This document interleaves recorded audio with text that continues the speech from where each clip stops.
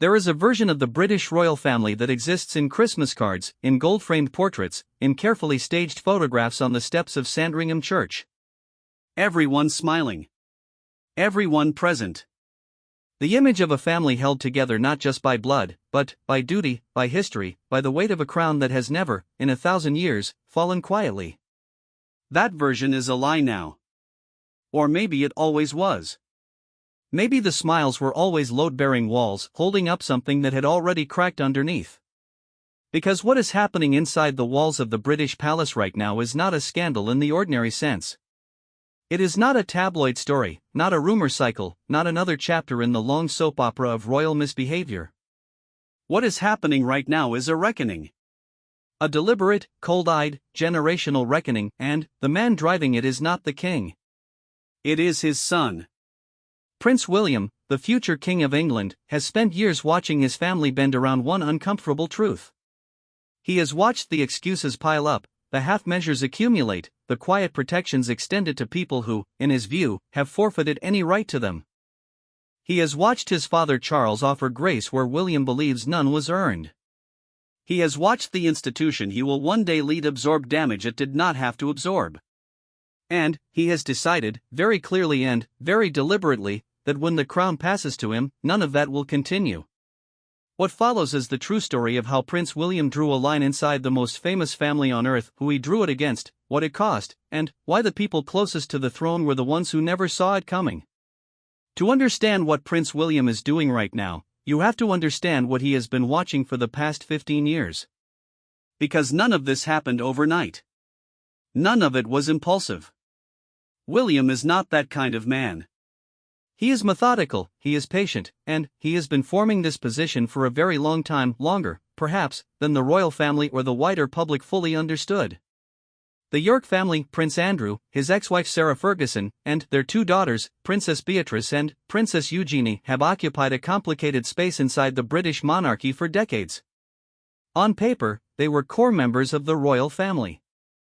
Andrew was Queen Elizabeth's favorite son, by most accounts. Beatrice and Eugenie were her beloved granddaughters. The family lived in Royal Lodge, a 30-room mansion set in the grounds of Windsor Great Park, a home that spoke not just of comfort but of standing, of belonging, of a particular kind of permanent protection that only royal proximity can provide. That protection began to erode in 2019, though the roots of the problem went back much further. Jeffrey Epstein, the American financier and convicted sex offender, had maintained a friendship with Andrew for years. A friendship that was photographed, documented, and, as Andrew would later be forced to acknowledge, continued long after it should have ended. The Newsnight interview of November 2019, conducted by broadcaster Emily Maitlis, was supposed to be Andrew's moment to clear the air. Instead, it became one of the most catastrophically misjudged pieces of television in modern British history. Andrew sat in front of the camera and explained, among other things, that he could not sweat. He said this in defense of a claim that he had been present at a location where alleged wrongdoing occurred. The public did not find this reassuring. The public found it bizarre. Within days, Andrew had stepped back from royal duties. Within months, his standing inside the institution had changed permanently. But, here is the part that matters for this story. While the public was watching Andrew's interview in stunned disbelief, while the headlines were being written and the commentators were dissecting every word, William was watching something else. He was watching how the palace responded. He was watching whether the institution would act decisively or whether it would do what it had always done: absorb the shock, wait for the cycle to pass, and quietly return to the same arrangements that had existed before. He watched. He waited. And he did not like what he saw. Because King Charles, when he finally ascended to the throne in September 2022 following the death of Queen Elizabeth, did not immediately cut Andrew loose. He moved carefully, incrementally. He withdrew Andrew's military titles in January 2022. He later withdrew his royal patronages. He made it increasingly clear that Andrew could not return to public royal duties. But Andrew kept Royal Lodge. Andrew kept the protection of the family name. Andrew kept, in the eyes of the public and, in the calculations of the press, a status that was ambiguous enough to cause ongoing damage to the institution every time his name appeared in the news. and his name appeared in the news constantly. William, according to multiple royal sources quoted across various outlets during this period, was frustrated. Deeply frustrated. He understood something about public trust and institutional credibility that he believed his father was failing to act on with sufficient urgency. Every day that Andrew remained in a royal home, every day that Beatrice and Eugenie rode in royal carriages at Ascot and appeared alongside the king at Christmas services, was a day that the image of the monarchy remained muddied. The public could not separate the institution from the scandal because the institution itself was not making a clean separation. William wanted a clean separation. He wanted it done clearly, done thoroughly, and done before it fell to him to deal with it himself. The pressure he began applying, according to royal sources and biographers who have written extensively about this period, was not theatrical. He was not making speeches. He was not leaking to newspapers. He was having conversations. Private ones. Conversations with his father about what the institution needed to look like going forward. Conversations about the difference between protecting a family member and protecting the monarchy itself. Conversations that made clear he believed these two things were, in the case of the Yorks, no longer compatible. Andrew Loney, a royal biographer and the author of a detailed study of the House of York, put it clearly in an interview with People magazine. He said William wants it all cleaned out before he gets to the throne. He wants it dealt with now. That single statement carries everything. It is not a statement about Andrew's guilt or innocence in relation to any legal proceeding. It is a statement about institutional management. About what a future king believes the monarchy can and cannot sustain. About a man who has watched his family bend rules for one of their own and decided, firmly, that he will not do the same. The summer of 2024 was when things began to move in a way that the public could actually see. Reports began to emerge that William and Catherine had been quietly distancing themselves from Beatrice and Eugenie. Not with any dramatic announcement, not with a public statement, but in the way that matters most inside the palace, in the small signals, in the invitations extended or not extended, in the seating arrangements at formal events, in whose name appeared on which guest list. Royal commentator Richard Fitzwilliams told Marie Claire that William and Catherine did not appear to have close ties with the sisters and would probably not miss them. That is a careful sentence. It carries more information than it appears to. Beatrice and Eugenie had actually spent much of 2024 positioning themselves as useful members of the extended royal family. They had stepped in to help during a period when both King Charles and Princess Catherine were dealing with cancer diagnoses. They had represented the family at various events. They had, by most external measures, behaved well. They had kept their heads down, avoided controversy, and done what the palace required of them. Sources indicated this had not gone unnoticed by William. He was watching them, too. But watching them do well was not the same as deciding their position was secure. Because the thing about William's position, and this is the part that distinguishes him from Charles, and from the palace tradition he grew up in, is that he is not evaluating individuals in isolation. He is evaluating the institution's needs. He is asking not whether Beatrice and Eugenie are personally admirable, but whether their ongoing royal presence serves the monarchy or complicates it. And, in his calculation, given everything surrounding their father, given the Epstein files and the growing public pressure and the polling that showed a majority of British citizens wanted the York daughters removed from the line of succession, the answer was clear. It was also deeply uncomfortable. Because these were not strangers. These were his cousins. Women he had known his entire life. Women who had, at various moments, stood beside him at family events, at funerals, at weddings. Eugenie had a particularly well-documented friendship with Prince Harry, which added another layer of complexity to the whole arrangement. The personal and the institutional were tangled together in ways that had no clean resolution. William untangled them anyway. There was, according to Emily Maitlis, the very same journalist who had conducted the infamous Newsnight interview with Andrew, a private meeting. A meeting between William and his cousins, Beatrice and Eugenie, in which the future king reportedly made his position clear. He was not cruel. He was not theatrical. But he was direct. The message, as it filtered through royal sources to the press in late October 2025, was essentially this: the question of your titles is not settled. It can go either way. The decision about where it goes is connected to decisions your parents make. That is not the language of a cousin. That is the language of a future king. And it landed accordingly. The summit at Royal Lodge that followed, a family gathering to discuss what came next, was, by all accounts, not a happy occasion. Beatrice had driven into the estate to support her parents. Eugenie's absence was noted. Sarah Ferguson, Andrew's ex-wife and the mother of both women, was reported to have had what one source described as a meltdown. The family that had once seemed, whatever its complications, at least unified by circumstance, was fracturing visibly. And the fracture was not random. It followed the fault line that William had, quietly and deliberately, been pressing on for years. What nobody had fully anticipated was what came next. Because while William was managing the institutional dimensions of the York problem, the Epstein files were about to change the temperature of everything. In January 2026, the United States Justice Department released a further batch of documents related to the investigation into Jeffrey Epstein. The files did not just implicate Andrew further. They reached wider.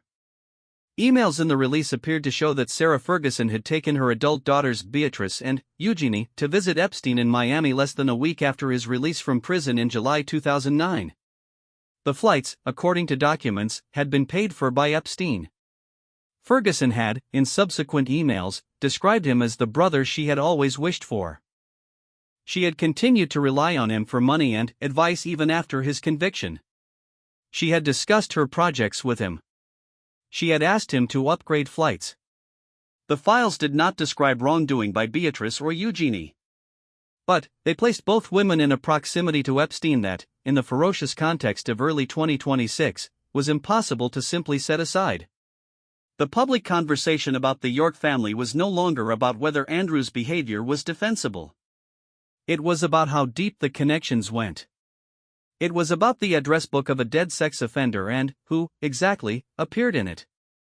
William had been arguing, privately, for years that the institution could not afford to wait for the full picture to emerge before it acted. He had been arguing that the cost of delay was greater than the cost of decisiveness.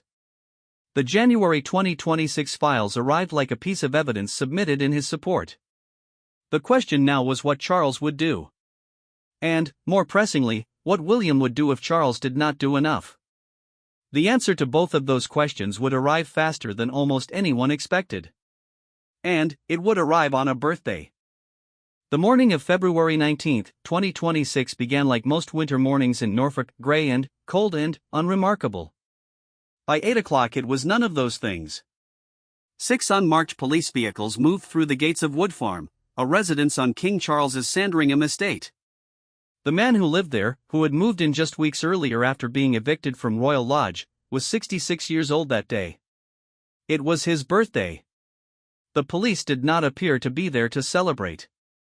Andrew Mountbatten Windsor, the man who had once been Prince Andrew, Duke of York, second son of Queen Elizabeth II, fourth in line to the British throne, was placed under arrest on suspicion of misconduct in public office.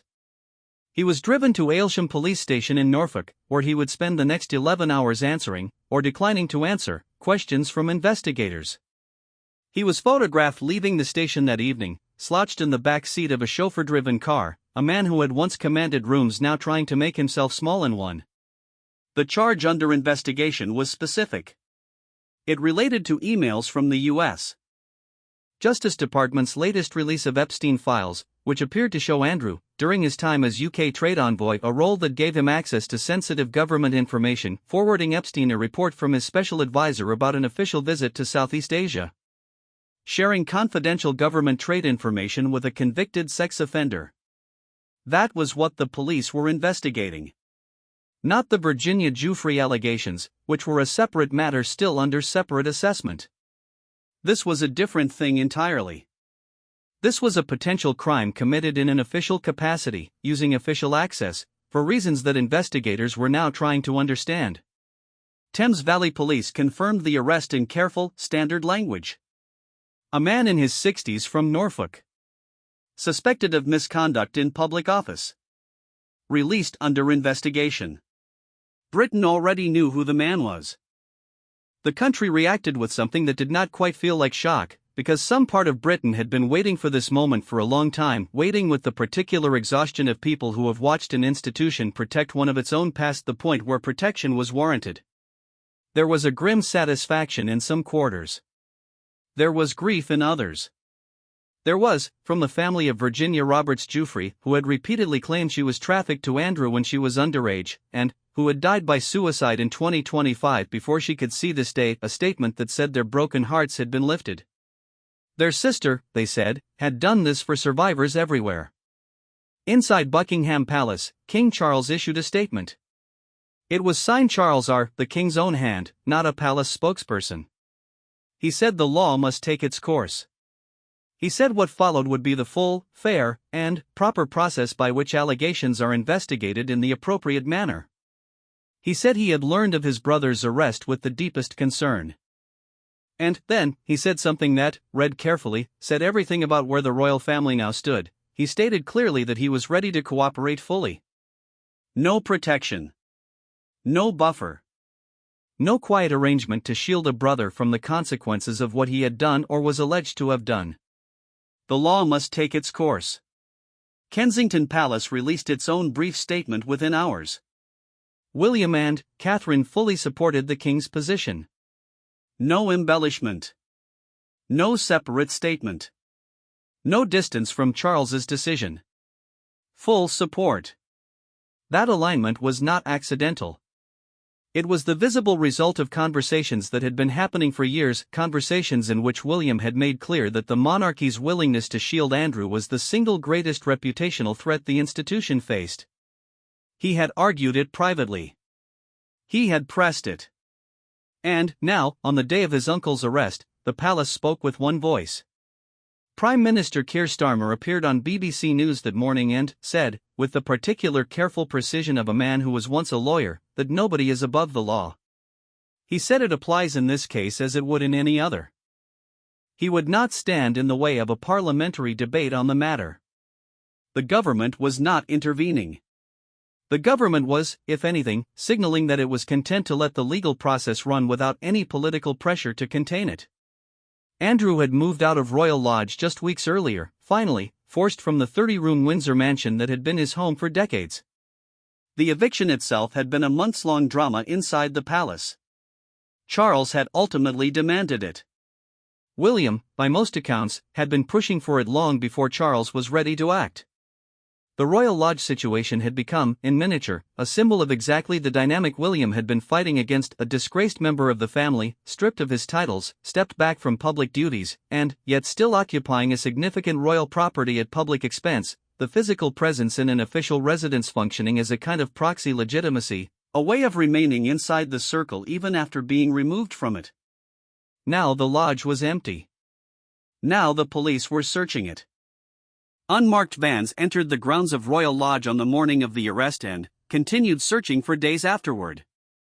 Investigators were also at Wood Farm on the Sandringham estate. What they were looking for was not made public. The investigation, police said, would take time. Andrew had been released under investigation, not charged, not exonerated. He existed in the suspension of a legal process that had no defined endpoint. What existed in the interim was a family, and an institution, trying to figure out how to move forward from something that had no clean precedent. The arrest of Andrew Mountbatten Windsor was, as multiple commentators noted, the first arrest of a member of the royal family since King Charles I was detained nearly 4 centuries ago. That arrest led to a trial, a conviction, and a beheading. The monarchy was abolished for a decade afterward. History was not going to repeat itself in that particular way. But, the gravity of the parallel was not lost on anyone who understood what that moment meant for the continuity of an institution that defines itself largely by its own continuity. Eugenie was in her home. Beatrice was somewhere, processing the image of her father in the back of a police car on his birthday. Sarah Ferguson was reportedly in a state that sources described as devastated. The family summit at Royal Lodge, the one that had ended so unhappily in the weeks before, now felt almost quaint in retrospect, a gathering to discuss logistics, to figure out where to live, to manage a situation that had now been overtaken by something categorically larger. Inside all of this, William's position remained clear. His aide confirmed it. His palace confirmed it. He stood with the king's statement. He stood with the law. He did not issue a separate expression of sympathy for his uncle. He did not make any gesture that could be read as distancing himself from the consequences being visited upon Andrew. Some people found this cold. Some people found it admirable. William, by every indication available, was not particularly concerned with either reaction. What concerned him, what had been concerning him for years, long before any of this reached a crisis point, was something larger than one man's legal jeopardy. It was the question of what the monarchy was going to be. Not what it had been. Not what it had always managed to preserve by closing ranks and absorbing scandal and allowing time to dull the edges of public fury. But what it was going to be going forward, in a world where information moved instantly and public trust was not inherited but earned, in a world where an institution that protected the powerful at the expense of the truth had nowhere to hide. William had watched his grandmother hold the monarchy together through force of personality, through longevity, through a particular kind of personal discipline that the public both admired and found faintly unknowable. He had watched his father try to modernize it, try to slim it down, try to make it leaner and more explicable. He had watched his own marriage and his own children become, in some strange way, the public's most accessible entry point into a family that had always remained deliberately remote. And he had watched the York problem fester for years, absorbing credibility, absorbing goodwill, absorbing the public patience that every institution runs on whether it knows it or not. Now he was watching something else. He was watching the moment his father's incremental approach finally gave way to something decisive, forced by legal process rather than by palace strategy, perhaps, but decisive nonetheless. Andrew was out of Royal Lodge. Andrew was stripped of every title. Andrew had spent his birthday in a police station. The Epstein files were being read and reread, and the emails were circulating, and the public was connecting dots that had been lying on the floor for years. There was something else happening, too, beneath the headlines and the legal proceedings. Something that William was watching very carefully. The question of Beatrice and Eugenie had not been answered. It had been deferred. It had been left in a kind of deliberate suspension by Charles, who wanted to protect his nieces, who kept extending small gestures of inclusion, who had them at Christmas at Sandringham, who appointed Beatrice to a charity role just days after stripping Andrew of his titles. By the palace machinery, which needed to manage the optics of association without appearing to punish daughters for their father's behavior. By public opinion, which had not yet fully decided what it felt about two women who had visited a convicted sex offender's home as young adults, escorted by their mother, with their flights paid by the man himself. William had a view on this, too. He had expressed it. He had pressed it. And, now, with the arrest behind them and the investigation ongoing, the question was whether Charles would arrive at the same conclusion through his own slower, more forgiving process or whether the pressure of events would make that process irrelevant. The Royal Ascot Carriage Parade was coming in June. It was, as one outlet put it, one of the most visible markers of who was inside the circle and who was not. Beatrice and Eugenie had ridden in the carriages before. Reports emerged that they had been told they would not be doing so this year. That they had been quietly excluded from one of the most photographed moments of the royal calendar. Behind the scenes, according to sources quoted in multiple outlets, this was a win for William. His hard line, and not his father's softer instinct, was now the one shaping the York family's royal future. But winning is not the same as finishing. And this story was not finished. There is a particular kind of cruelty that institutions practice, and it has nothing to do with malice. It has to do with the gap between what is decided in private and what is communicated in public. The York family spent months in that gap, close enough to the palace to feel its warmth, far enough removed to feel the cold. Beatrice at a Christmas service at Sandringham, walking alongside the king, photographed and noted. Beatrice told she would not be in a carriage at Ascot. Both things true at the same time. both things sending a message, and the messages pointing in opposite directions. This was not confusion. It was a negotiation conducted through symbolism, which is the only negotiation the British royal family truly knows how to conduct. And the two people driving that negotiation from opposite sides were King Charles and his son. Charles's position, at its core, was rooted in something that was not weakness, even if William read it that way. Charles genuinely believed that children should not carry the full weight of a parent's wrongdoing. He believed it with the conviction of a man who had watched his own children become collateral in stories that were not originally about them. Beatrice and Eugenie had not committed crimes. They had been photographed near a person who had. They had visited a man their mother trusted, in a time before the full picture of who that man was had become clear to the world. Charles saw two women trying to navigate something they did not create. He wanted to give them room to do that. He appointed Beatrice to a charity role, deputy patron of the Outward Bound Trust, just days after stripping Andrew of every title and honor he possessed. The message was explicit. The sins of the father were not the sins of the daughters.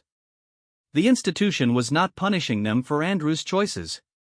They would be given the chance to stand separately from him if they chose to do so. William thought this was a mistake. Not because he believed Beatrice and Eugenie were bad people. By most accounts, he did not think in those terms. He thought in terms of what the public could be expected to understand and what it could not. He thought in terms of the image the monarchy projected every time a York princess appeared at a royal event. Every carriage ride, every Christmas walk, every charity appointment that placed their name alongside the institution, each of these was a statement. And, in early 2026, with Epstein files circulating and his uncle under arrest and the family of Virginia Giuffre speaking publicly about broken hearts and justice, the statement those appearances made was one William was not willing to make. He had reportedly pressed for Beatrice and Eugenie to submit to a financial audit, a forensic review of how they had funded their lifestyles during a period when some of those expenses were apparently covered by or connected to Epstein. This was not a punishment.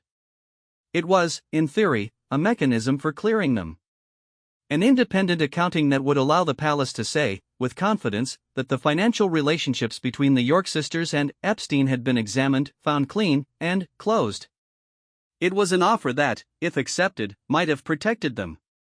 They declined. The sisters, through those around them, communicated that as private individuals with their own incomes and careers, their finances were their own business. They had done nothing wrong. They did not believe they should have to prove that they had done nothing wrong. William, by most accounts, interpreted this as a choice. And, when you make a choice, there are consequences. The Ascot exclusion was one of them. There was no public statement. There was no formal announcement. There was simply the absence, a gap in the carriage procession where the York princesses had previously appeared. Anyone who understood the language of royal symbolism understood immediately what the gap meant. Those who did not understand that language were told by every royal commentator with a television segment and a social media presence exactly what it meant. The message was unmistakable. William had wanted this. He had lobbied for it. And Charles, finally, had conceded the point, not on every front, not all at once, but in this specific and visible way. The carriage at Ascot. The parade. The photograph that would circulate across every platform and every newspaper. The York daughters would not be in it. This was the outcome of a private campaign that had lasted years, conducted quietly and consistently by a man who rarely showed his hand in public but never stopped pressing when he believed something mattered. Something about the timing of all of it was significant. In the months between Andrew's arrest in February and the June Ascot event, the public conversation about the York family had not cooled. It had intensified. The investigation into Andrew remained ongoing. The Epstein files continued to generate coverage. Sarah Ferguson's documented relationship with Epstein, the emails, the flight upgrades, the description of him as a brother, continued to be discussed in ways that were impossible to insulate Beatrice and Eugenie from, no matter how carefully they kept their own heads down. William had always argued that time was not the monarchy's ally in this particular situation. He had always argued that waiting for the scandal to fade was a losing strategy, because the files would keep coming, the names would keep surfacing, and each new document would restart the public conversation and force the institution to re-explain its relationship with the family at the center of it. He had always argued that decisiveness, clear, early, unambiguous decisiveness, was the only way to draw a line that the public would actually believe. He was being proven right in real time. And that did not make any of it easier. Because there is a personal dimension to all of this that the institutional framing obscures. William is a man in his early 40s who grew up in the same family as these people. He attended the same events, sat at the same tables, existed in the same orbit for decades. Eugenie was among the guests invited to a party that Epstein and Ghislaine Maxwell had attended at Royal Lodge for Beatrice's 18th birthday, years before any of this became public knowledge. These were not figures from a distant branch of a sprawling dynasty. They were people he knew. The choices he was making had faces attached to them. He made them anyway. Royal biographer Andrew Loney had described William's vision for the monarchy as a move toward a more European model, smaller, leaner, defined by working royals with clear functions, stripped of the extended family arrangements that had accumulated over generations and now required constant management and occasional crisis response. In that vision, the York family simply had no place. Not because of who they were as individuals, but because of what they represented institutionally, the cost, in credibility and, in public trust, of maintaining a connection to something that had gone badly wrong. The broader vision was significant because it explained why William's approach was not reactive. He was not simply responding to the Epstein crisis, not simply trying to manage a specific scandal. He was trying to reshape the institution in advance of inheriting it, to arrive at his kingship with as few legacy problems as possible, to have already made the difficult decisions so that his own reign could begin on a cleaner foundation. That is, in the end, what this story is actually about. Not Andrew's arrest, though that was historic. Not Beatrice and Eugenie's exclusion from Ascot, though that was telling. Not Charles's measured and painful navigation of what to do about his own brother, though that was deeply human and deeply sad. This story is about a man who looked at the institution he will one day lead and decided, before that day came, what it needed to be. A man who understood that the monarchy's survival in the 21st century was not guaranteed by tradition or by deference or by the accumulated weight of history. It was earned, again and again, through the clarity of the choices made when clarity was the hardest thing to maintain. William looked at the York family and saw a problem that was not going to solve itself. He looked at his father and saw a man who loved his brother too much to see it clearly. He looked at the institution and saw what it would look like in 5 years, in 10 years, if nothing changed. And he began, quietly and systematically, to change it. There is no tidy ending here. Andrew Mountbatten Windsor remains under investigation, neither charged nor cleared. Beatrice and Eugenie exist in a strange middle space, stripped of some visibility, not yet stripped of their titles, still navigating a public life that is simultaneously inside the royal circle and outside it. Sarah Ferguson is, by all accounts, struggling. The family that gathered at Royal Lodge to discuss its future is now scattered, geographically and emotionally, in ways that may not be reversible. And William waits. Not passively. He is never passive. He waits in the way that a man with a long plan waits, watching to see which elements resolve themselves and which ones will require one more push. He has been patient before. He will be patient again. He has, at the end of all of this, the most powerful argument available: time is on his side. He will be king. And, when he is, the decisions he has already been making will become the decisions of the institution itself. The palace is changing. It is changing because a man who watched his family protect the wrong things for the wrong reasons decided, before he had the power to simply mandate change, to build toward it anyway. Through conversation. Through pressure. Through the slow, deliberate accumulation of decisions that each look like a small adjustment and, together, look like a transformation. Royal watchers have called it shocking. And, in a family that built its identity on never being surprising, perhaps it is. But, to those who have been paying attention, to those who watched William's face at his uncle's Newsnight interview, who read the careful distance in Kensington Palace's statements over the years, who noted every royal event from which the future king was conspicuously absent, every gathering at which he did not appear alongside the cousin whose father was the subject of the afternoon's headlines, it did not look like shock. It looked like the inevitable arrival of something that had been coming for a very long time. The palace is changing. The question that remains open is how much of what gets changed can ever be rebuilt, and whether anyone, Andrew, Beatrice, Eugenie, Charles, or the institution itself, will come out the other side of this looking like what they once were. The answer, if William has anything to do with it, is no. That is the point.